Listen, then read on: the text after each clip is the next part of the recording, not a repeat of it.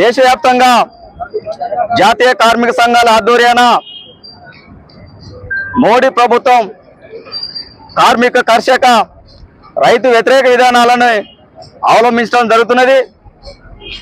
మోడీ ప్రభుత్వం అధికారంలోకి వచ్చి 11 సంవత్సరాల కాలంలో అనేక కార్మిక వ్యతిరేక చట్టాలను తీసుకురావడం జరిగింది। 40 కార్మిక సంఘాల చట్టాలు ఉన్నా 40 కార్మిక చట్టాలను రద్దు చేసి 4 లేబర్ కోడ్లను తీసుకొచ్చి ఈ దేశ కార్మిక వర్గాన్ని ఈ రోజు బదార్న పడేసే పరిస్థితి ఈ దేశంలో బీజేపీ ప్రభుత్వం వ్యవహరించడం జరుగుతున్నది। అందుకోసం ఇవాళ దేశవ్యాప్తంగా కార్మికులు కోట్లాది మంది రోడ్ల మీదకి వచ్చి మా సమస్యలు పరిష్కరించాలి, ఎన్నో త్యాగాలు చేసి సాధించుకున్న కార్మిక చట్టాలను ఇవాళ దేశవ్యాప్తంగా కార్మికులు కర్షకులు ఇవాళ రాస్తారోకో ధర్నాలు నిర్వహించడం జరుగుతున్నది। ఎందుకంటే 1886లో వచ్చే అమెరికా దేశం చికాగో నగరంలో మీ రోజుకి 24 గంటలు పని చేయలేము, మాకు రోజుకి 8 గంటల పని దినాలు కావాలి, వెట్టి చాకిరీ చేయలేము, దోపిడీ పోవాలి, కార్మికులకు న్యాయం కావాలి, కార్మికుల చట్టాలు కావాలని ఎంతో త్యాగాలు చేసి సాధించుకునే 8 గంటల పని దినాన్ని ఇవాళ మోడీ వచ్చిన తర్వాత రోజుకి 12 గంటలు పని చేయాలని ఇవాళ జీవోలు తీసుకురావడం జరిగింది। నిన్నగాక మనం చూసినాం, మొత్తం కార్మిక వర్గం మొత్తం రోజు 12 గంటలు పని చేయాలి, రోజు 10 గంటలు పని చేయాలి, వారానికి 48 గంటలు పని చేయాలి। 48 గంటలు పని చేయకపోతే ఒక్కరోజు నువ్వు అబ్సెంట్ అయినా కానీ ఆ రోజు ఎంత కూలి పడితే ఆ కూలి మొత్తం కూడా ఇవాళ గవర్నమెంట్ కానీ పెట్టుబడిదారులు తీసుకునే పరిస్థితి ఈ దేశంలో దాపరించడం జరిగింది। అందుకోసం భారతదేశంలో ఈ చట్టాలు వచ్చిన తర్వాత ఈ చట్టాలను రద్దు వచ్చిన తర్వాత ఒక పక్క గ్రామ పంచాయతీ కార్మికులు కానీ, భవన నిర్మాణ కార్మికులు కానీ, అంగన్వాడీ కానీ, ఆశాలు కానీ, గ్రామీణ హమాలీలు కానీ, ఆటో కార్మికులు అనేక సమస్యలు ఎదుర్కోవడం జరుగుతున్నది। ఈ సమస్యలు మొత్తం పరిష్కారం చేయాలని కూడా ఇలా కేంద్ర రాష్ట్ర ప్రభుత్వాలు CIT డిమాండ్ చేయడం జరుగుతున్నది। ఈ రోజు మనం మేల్చెరు మండల కేంద్రంలో అనుబంధ సంఘాల ఆధ్వర్యాన ఈ ర్యాలీ జరుగుతున్నది।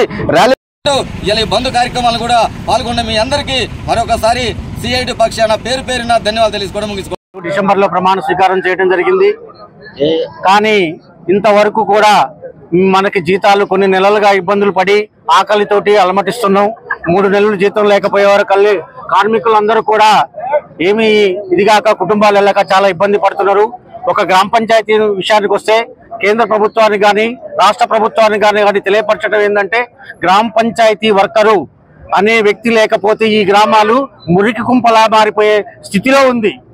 మన ముఖ్యమంత్రి గారు నేను పదవిలోకి వచ్చిన తర్వాత మీకు శాలరీస్ పెంచుతాం, రెగ్యులర్ చేస్తాం, లేకపోతే బ్యాంకు ద్వారాగా మీ అకౌంట్లలో మీ ఎవరి అకౌంట్లో వాళ్ళకి వేస్తామని చెప్పి సంవత్సరం 8 నెలలు అయినా కానీ ఈనాటికి కూడా ముఖ్యమంత్రి గారు కానీ మన పంచాయతీరాజ్ శాఖ మంత్రి సీతక్క గారికి కానీ ఎలాంటి స్పందన లేదు। ఇవాళ గ్రామ పంచాయతీలు మురికి కాలువలు తీయటం కానీ చెట్లు కొట్ట ఇవాళ వన సంరక్షణ సమితి అనేది గ్రామ పంచాయతీ కార్మికుడు వాడు లేకపోతే ఈ వన సంరక్షణ అనేది ఉండదు, గ్రామాలు శుభ్రంగా ఉండవు। ఇప్పటికైనా మన గవర్నమెంట్ నేను గత ప్రభుత్వం కూడా మేము అడగకపోయినా గత ప్రభుత్వంలో చంద్రశేఖరరావు గారు 8,500 రూపాయలు చేసిండు।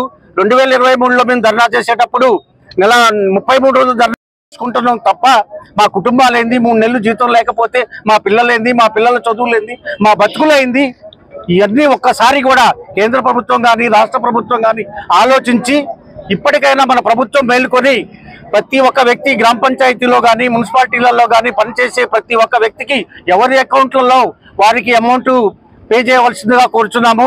ముఖ్యమంత్రి గారికి మరీ ఒకసారి ఫోన్ చేస్తున్నాము, మరీ అడుగుతున్నాము।